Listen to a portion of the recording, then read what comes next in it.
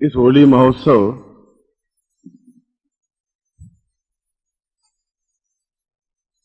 को प्रारंभ करने से पूर्व मैं एक श्लोक से अपने विचार आपके सामने चिंतन रख रहा हूं। साधकों का और साधिकाओं का, शिष्यों का और शिष्याओं का, पुत्रों का और पुत्रियों का, जो भी जिस रूप में भी आपके संबंध, आपकी आत्मीयता मेरे साथ है, सबसे पहले तो मैं उस दृष्टि से आपको आशीर्वाद देता हुआ इस शिविर का प्रारंभ कर रहा हूं। अपने प्रवचन के माध्यम से जोर से तालियों के साथ में हम होली का उत्सव मनाएंगे।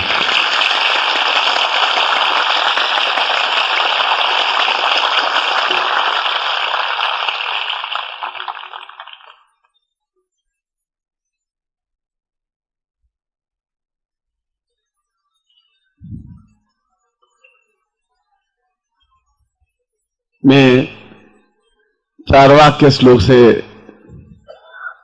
अपने प्रवचन का प्रारंभ कर रहा हूं और यह आपको मैंने यहां किसी साधना के लिए या किसी चिंतन के लिए या किसी विचारधारा के लिए नहीं बुलाया है।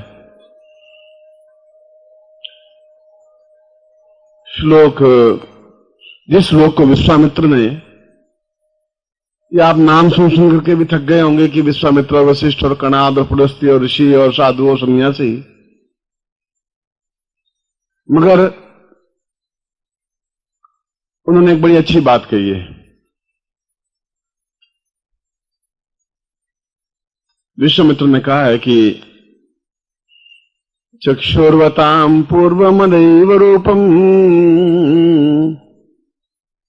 गुरुर्नं वदेवं सदेवं शरण्यम् अतोऽहं प्रपन्नं पूर्णं सदेवं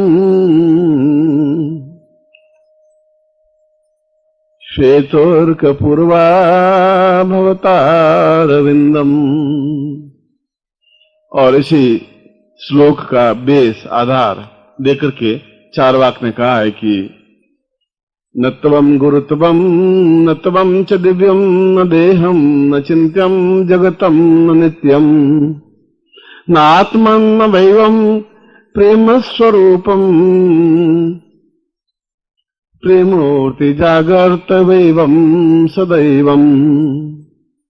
यहां पर मुझे विश्वामित्र से चारवाक का श्लोक ज्यादा महत्वपूर्ण लगा। इसलिए लगा कि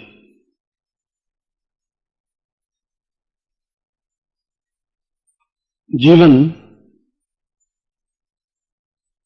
का मूल आधार, जीवन का मूल सत्व, मूल रस जो जीवन है, वह जीवन अपने आप में, उस जीवन को चारवाक ने होली कहा है। होली एक त्योहार नहीं है। हमने होली को त्योहार माना है, और हमने होली का त्योहार इसलिए माना है कि जितने उच्च कोटि का वैज्ञानिक चारवाक था, उतने उच्च कोटि का वैज्ञानिक तो आइंस्टीन भी पैदा नहीं हुआ, और कई बातें हम उनकी बात को समझ नहीं सके। चारवाक ने कहा कि गुरु कुछ सिखाता नहीं है, और गुरु से कुछ सीखने की चीज है भी नहीं। गुरु सिखाएगा भी क्या? गुरु से कुछ सीखने की बात नहीं है। सीखने की बात तो यह है कि हम किस प्रकार से स्वयं गुरुमय बन जाएं, हम किस प्रकार से उनसे जुड़ जाएं, हम किस प्रकार से उसमें नहा लें, हम किस प्रकार से उसमें अपने आप को डुबकी लगा दें, हम किस प्रकार से अपने आप को पूर्णता से गुरु से एकाकार हो जाए। वह कौन सा तरीका है? क्या सीखेंगे और कितना सीखेंगे? दुनिया में आप कितना देखेंगे? 216-17 देश है, कितने देश देखोगे? हजारों ग्रंथ कितने आप पढ़ोगे? चारवाक ने कहा इससे कुछ नहीं हो पाएगा। उसने एक बिल्कुल नवीन थ्योरी बताई कि होली कोई त्योहार नहीं है। होली को हमने तब से मानना शुरू किया जब से चारवाक ने इस थ्योरी को प्रतिपादित किया, उस दिवस की स्मृति में इस होली पर्व को हम मनाते आए हैं। उसके बाद में तो कई इतिहास जुड़ते गए कि जब पूतना का वध किया तब होली का दहन किया, ये किया, और भी सैकड़ों घटनाएं घटती गई। मगर मूल बिंदु यह है कि चारवाक ने कहा कि हम फिर जीवन का जो सत्व है, जीवन का जो रस है, वह क्या है। जीवन की महत्वपूर्ण दो चीजें हैं। आपका सारा शरीर अगर देखा जाए तो केवल दो चीजों से समाहित है। तीसरी चीज आपके शरीर में कुछ है ही नहीं। एक शरीर का भाग आपकी आंख है, और एक आंख आपकी, केवल एक आंख आपकी ज्यादा से ज्यादा 1.25 इंच चौड़ी है और 1.25 इंच लंबी है। बस 1.25 इंच का मतलब है छोटी सी, इतनी सी आंख लंबी है, और उससे भी 1/3 आंख चौड़ी है। और उस आंख में पूरे संसार को समाये हुआ है। इस आंख से आपने पूरी दुनिया को देखा है, माँ बाप, भाई बहन, संबंधी, रिश्तेदार, अमेरिका, इंग्लैंड, भारतवर्ष और सब कुछ। तो बाकी शरीर तो आपको कुछ काम आया नहीं।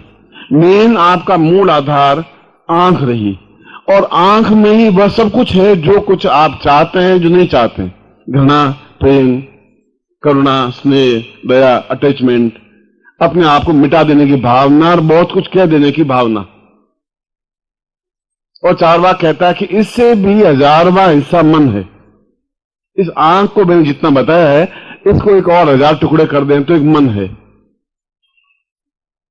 और जब तक मन रंगता नहीं, मन अपने आप में मस्त नहीं होता, मन जब तक अपने आप में खिलखिलाता नहीं, तब तक जीवन अपने आप में अधूरा है। क्योंकि ये सारा शरीर तो केवल उस मन को अपने आप में ढकने की क्रिया है, मन को अपने आप में सुरक्षित रखने की क्रिया है। यह तो उसका वैज्ञानिक पक्ष है कि हमारे पास केवल मनुष्य कहलाने के लिए दो तथ्य हैं। मन है तो मनुष्य है, अगर मन ही नहीं है तो फिर मनुष्यता का कोई अर्थ भी नहीं है। और मन अपने आप में प्रेम के अलावा कुछ करता ही नहीं है।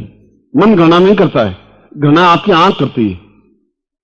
मन गालियां नहीं देता, गाली आपकी आंख देती है। आपकी आंख में ये कि मेरा दुश्मन है, ये मेरा मित्र है, ये स्वजन है, ये बदमाश है, ये अच्छा है, ये आपकी आंख कहती है। गंदगी, अच्छा, ये सब आपकी आंख करती है, मगर मन आपको कभी इस बात के लिए प्रेरित नहीं करता।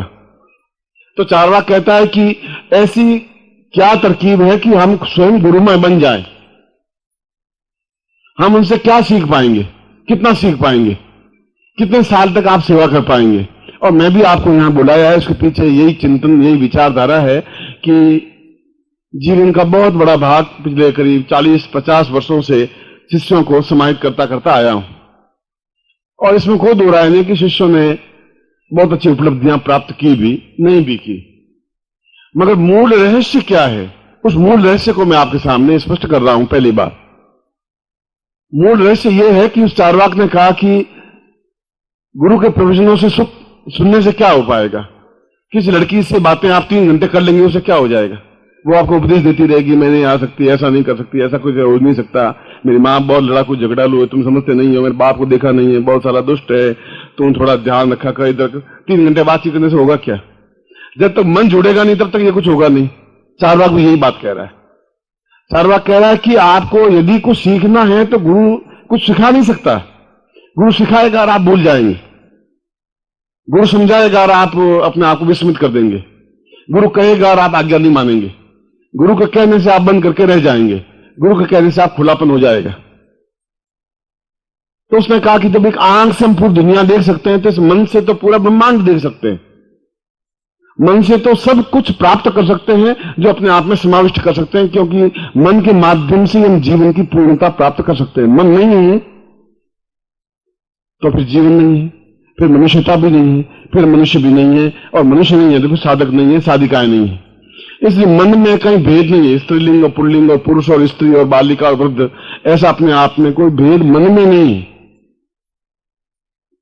तो कोई ऐसी क्रिया, चारवाक ने कहा कि मैं अपने शिष्यों को इस प्रकार से सैकड़ों मंत्र, सैकड़ों विद्याएं सिखाने से क्या होगा। महाविद्या सिखाएंगे, दूसरी शिक्षा विद्या सिखाएंगे, मगर जब तक उसके मन को हम पकड़ नहीं पाएंगे, जब तक मैं आपको मन को स्पर्श नहीं कर पाऊंगा, मन को टच नहीं कर पाऊंगा, मन को समझा नहीं पाऊंगा, मन का चिंतन नहीं कर पाऊंगा, तब तक आप में से एक विषाद, एक दुख जो है, वेदना है, वो समाप्त नहीं हो पाएगी। और पूरे साल भर तक आपके पास जो पूंजी एकत्र हो रही है, वह पूंजी केवल विषाद की, दुख की और आंसुओं की और चिंतन की और तकलीफ की है।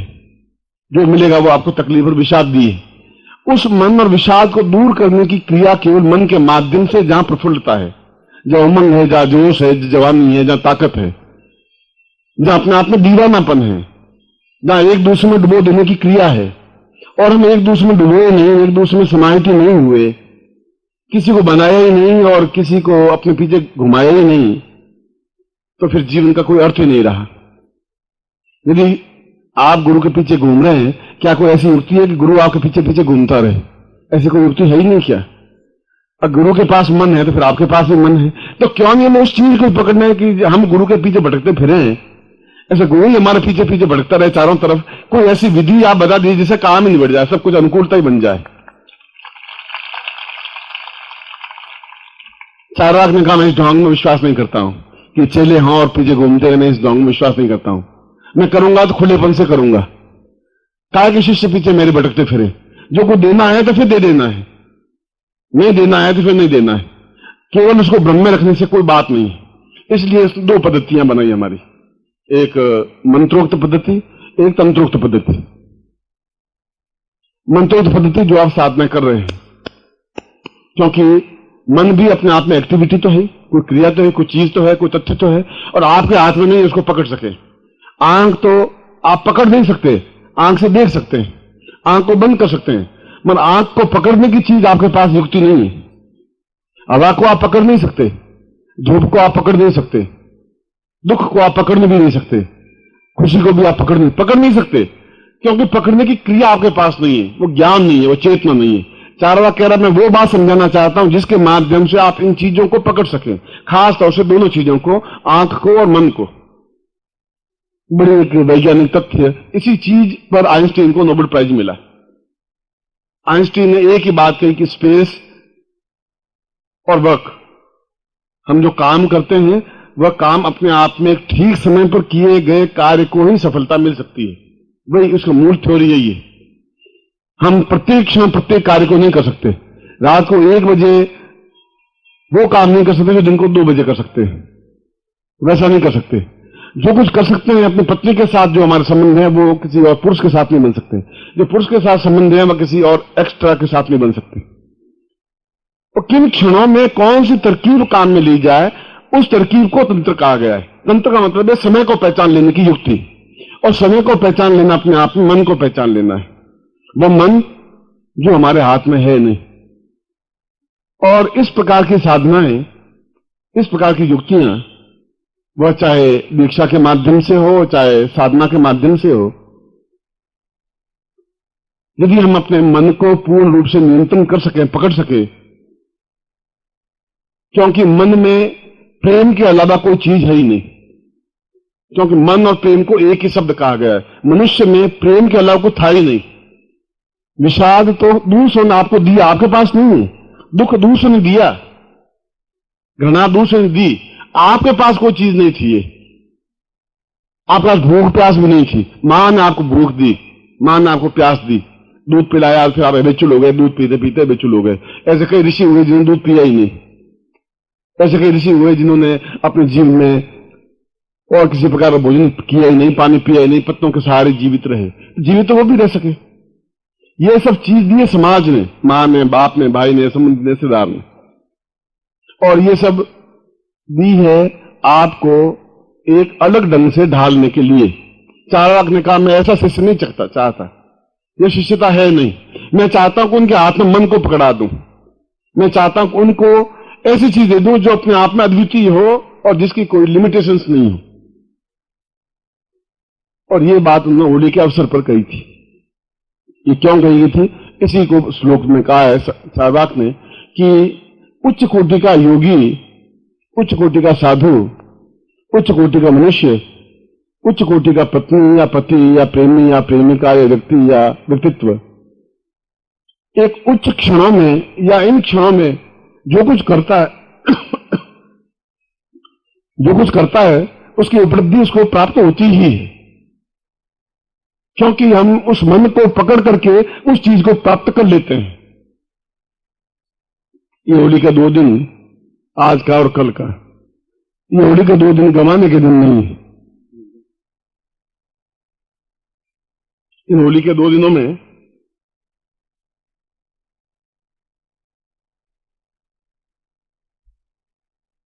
कुछ प्रयोग कर लेने हैं, कुछ ऐसे प्रयोग कर लेने हैं जो जिसका हमारे जीवन में अभाव रहा है।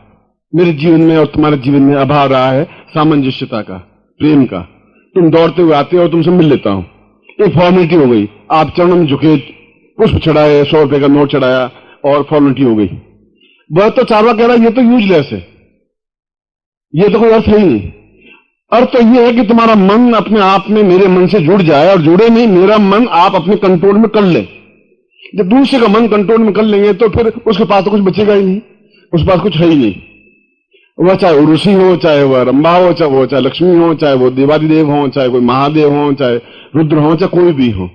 मनुष्य तो वो भी ही, हमने उनको देवता कह दिया, हमने इनको लक्ष्मी कह दिया, हमने इनको पार्वती कह दिया, हमने इनको और कुछ नाम दे दिया, मगर हैं तो वह पुरुष और नारी के रूप में ही है। मन तो है ही उनका ही। इस चीज को पूर्णता देने का जो श्रेय है वह चारवाक के माध्यम से है। मैं इस शिविर में, इस होली के शिविर में मैं उन प्रयोगों को संपन्न करवाना चाहता हूं जिनके माध्यम से आप गुरु से कुछ सीखे नहीं। मैं आपको कितना सिखाऊंगा? सिखाने से तो बात नकली बन जाएगी। मैं कहूंगा तुम ऐसा काम करो, तुम मैंने सोचोगे कि ऐसा करने से कैसे होगा। मैं किसी लड़की को कहूंगा तुम आओ, तो 2 बार सोचेगी कि 10 लोगों ने देख लिया तो क्या उपाय हो पाएगा, तुम नहीं आ पाओगे। मैं तुम्हें कहूंगा ये थोड़ा व्यापार कर लो, तुम 10 बार सोचोगे कि इस व्यापार करने से लाभ होगा कि नहीं होगा। इन्हें सिखाने से नहीं हो पाएगा। तब हो पाएगा जब आप स्वयं अपने मन को उस मन में समाहित कर लोगे और उस मन को अपने आप में पकड़ लोगे, जो मन अपने आप में ज्ञानवान है, चेतनावान है, और जो आंख से भी बहुत छोटा है, जो इतना छोटा है जो आपके हाथ की मुट्ठी में और उंगली में और अंगूठे में नहीं आ सकता। उसको मन को पकड़ने की क्या क्रिया है, किस प्रकार से हम मन में, आत्मा में और शरीर के कण कण में, रोम रोम में उस गुरु को स्थापन कर लें जिसको हमने गुरु ब्रह्मा, गुरु विष्णु, गुरु देवो महेश्वर कहा गया है। क्यों कहा गया है? गुरु तो ब्रह्मा है नहीं। चारवाक कह रहा किसने कहा कि वो विष्णु है, किसने कहा वो रुद्र है? इसलिए है कि उनके गुणों का समावेश उसके शरीर में है। रुद्र का समावेश शिव को इसलिए कहा गया, शिव संहार का देवता है, वह समाप्त करता है, मृत्यु का देवता है, और हम शत्रुओं पर संहार कर सके इसलिए हम रुद्र हैं, इसलिए गुरु को रुद्र कहा गया है। विष्णु पालन करता है, वह अपने आप में पूर्णतः ऐश्वर्यवान है, लक्ष्मी जिनके पांव दबाती है, इसलिए गुरु को भी विष्णु कह दिया गया है। और ब्रह्मा इसलिए कहा गया कि वह अपने आप में सृजन करता है, निर्माण करता है, बनाता है, चाहे संतान को, चाहे घर को, चाहे मकान को, चाहे पत्नी को, चाहे संबंधी को, चाहे रिश्तेदार को। इसलिए उनको दिखाने से गुरु ब्रह्मा, गुरु विष्णु, गुरु देवो महेश्वर कहा गया है। वह न तो ब्रह्मा है, न विष्णु है, न महेश्वर है या नहीं। तो किस प्रकार से हम इन तीनों जो ताकतें, जो क्षमता उनके पास में है, उन क्षमताओं ताकतों को अपने अंदर समाविष्ट कर लें, हम समाविष्ट कर लें या उनके मन को अपने अंदर समाविष्ट कर लें। अगर मेरी बुद्धिमानी होती तो मैं आपके मन को अपने अंदर समाविष्ट करता, वो ज्यादा अच्छा रहता। वो इसलिए अच्छा रहता कि आप मेरे पीछे घूमते रहते। मैं चारवाक ने कहा ऐसा नहीं, गुरु है तो फिर जब शिष्य सक्षम हो जाए तब उनको अपने आप में पूर्णता उनको दे देनी चाहिए, लोर्थमा देनी चाहिए, फिर आप अपने आप में फ्री हो सकेंगे। तब शिष्य अपने आप में पूर्णता प्राप्त कर सकेगा, क्योंकि उसके अंदर वह व्यक्ति बैठा होगा जिसको ब्रह्मा कहा गया है, वह उसके मन में बैठा होगा जो विष्णु कहा गया है। हृदय से तो फिर भी निकल सकता है। आज हृदय में आपके प्रति प्यार है, कल आपके प्रति घृणा भी हो सकती है। हृदय तो बिल्कुल चंचल है, इसलिए हृदय को आंख नहीं कहा गया है, मन को आंख कहा गया है। इसलिए आज तक जो प्रयोग करवाए गए वो हृदय से गुरु धारण प्रयोग करवाए गए, और हृदय अपने आप में परिवर्तित होता रहता है। आज हृदय जिसके प्रति है, कल उसके प्रति नहीं है। आज हृदय जिसको चाहता है, कल उसको नहीं चाहता है, क्योंकि हृदय तो मस्तिष्क से जुड़ी हुई एक ग्रंथि है, जुड़ा हुआ एक समावेश है, जुड़ा हुआ अपने एक एक्टिविटी है। पर मन किसी से जुड़ा हुआ नहीं है। मन में जो आ गया वो आ गया, किसी को चाह लिया वो चाह लिया, चाहे गुरु छोटा है, चाहे बड़ा है, चाहे सन्यासी है, चाहे साधु है, चाहे अच्छा है, चाहे बुरा है, और जिंदगी उसके पीछे खपा देते हैं। और जो जिंदगी उसके पीछे अपने आप को खपा देता है, उसकी तो कोई तुलना देवता भी नहीं कर सकते। हम किसी के हो जाएं, ये बहुत बड़ी बात है, मगर किसी को अपना बना लें, वह उससे भी बहुत बड़ी बात है। उसको अपना सब कुछ बना लें। मैं आपको अपना शिष्य बना लूं, ये तो बड़ी बात नहीं, मगर आप मुझे अपने आप में पूरा समावेश करने का मेरा अस्तित्व ही नहीं रहे, यह उससे भी बड़ी बात है। और ऐसी चीज दूसरी प्राप्त नहीं हो सकती, ऐसा संभव नहीं हो सकता। और ऐसा प्रयोग तो केवल होली के ऊपर ही हो सकता है। क्यों हो सकता है कि यदि आपको ज्योतिष का ज्ञान हो तो होली के दिनों में कालो यम निवदा विपुलाज लक्ष्मी, कुछ समय का ऐसा प्रभाव अपने आप में होता है। उस समय ही केवल मन जागृत होता है। केवल 3 दिनों के लिए पूरा मन जागृत होता है, बाकी सुषुप्त अवस्था में रहता है। आप देखेंगे कि होली आते ही एक अजीब तरह की मस्ती, एक अजीब तरह की उमंग, एक अजीब तरह का जोश जीवन में आ जाता है। जो कुछ करना चाहता है, बहुत कुछ करना चाहता है, अबीर गुलाल होली, एक दूसरे को रंगने की क्रिया, एक दूसरे को प्यार करने की क्रिया, एक दूसरे को याद करने की क्रिया, एक दूसरे को मिलने की क्रिया। होली के दिनों में ऐसा क्यों होता है, बाकी दिनों में ऐसा क्यों नहीं होता? क्यों ऐसा होता है कि हम बिल्कुल मस्ती के साथ नाचते झूमते हुए काम करें, झूमते हुए एक दूसरे के साथ घूमें, गले मिलें, झूमते हुए अपना आप लोग कार्य करें? ऐसा होली के दिनों में क्यों होता है? क्योंकि होली के दिनों में वह ग्रंथि, वह मन अपने आप में खुल जाता है जिसको पुष्प दल कहा गया है, जिसको कमल दल कहा गया है। और उस कमल दल में अपने आप में 16 पंखुड़ियों में समस्त सिद्धियां समावेश हैं। वह केवल होली के दिनों में ही समावेश। बाकी आप किसी भी दिनों में आप देखेंगे तो आप किसी एक्स्ट्रा दिन आकर के मेरा आप गुलाल लगाएंगे तो मैं आपका गला पकड़ूंगा, क्या करूं? पागल, दिमाग खराब है। आप सड़क पे चलते हो, आज किसी गुलाल लगा देंगे तो आज आपको लड़ाई झगड़ा कोई नहीं कर पाएगा, क्योंकि उसका मन भी चाहे 5 इंच खुला हुआ है, आपका 100% खुला हुआ है। इस मन खुले हुए मन पर ही गुरु को स्थापन किया जा सकता है, या जो सिद्धियां, जो साधनाएं हम करना चाहें वह उस मन में स्थापन हो जाए और मन फिर वापस पंखुड़ित हो जाता है। आपने कमल देखा होगा, कमल के ऊपर भंवरा मंडराता रहता है और दिन भर मंडराता रहता है। शाम को होता है और कमल, उस कमल के बीच में जाके भंवरा बैठ जाता है पूर्ण रूप से, और धीरे धीरे कमल की पत्तियां बंद होती होती पूर्ण रूप से बंद हो जाती, और कमला, वो भंवर अपने आप में उसमें कैद हो जाता है। सारी रात उसमें कैद रहता है। भंवरा बहुत फड़फड़ाता है, बहुत चिल्लाता है, बहुत चीखता है, बहुत उड़ने की क्रिया करता है, बहुत बन बन आवाज करता है, मगर कमल से निकल नहीं पाता। वह तो वापस सूर्य उगेगा और जो कमलनी वापस खिलेगी तो भंवर बाहर निकल पाएगा। आपका मन भी वैसा कमल ही है, और यह अभी तक किसी ने इसको स्पष्ट किया ही नहीं। जहां शंकराचार्य ने इसको स्पष्ट जरूर किया, मगर शंकराचार्य ने एक अपने तरीके से किया। मगर सीधी सादी बात, चाहे गोरखनाथ हो चाहे उसने हो, उसने कहा कि कुछ दिन, और होली के जो 2 या 3 दिन है, उन 3 दिनों में सब कुछ देने की क्रिया है, अगर गुरु चाहे तो। ये साथ में जोड़ दिया। क्यों गुरु चाहे तो? इसलिए कि गुरु देना चाहता नहीं है, कभी गुरु नहीं देना चाहेगा, क्योंकि गुरु देने के बाद गुरु के पास कुछ रहेगा ही नहीं।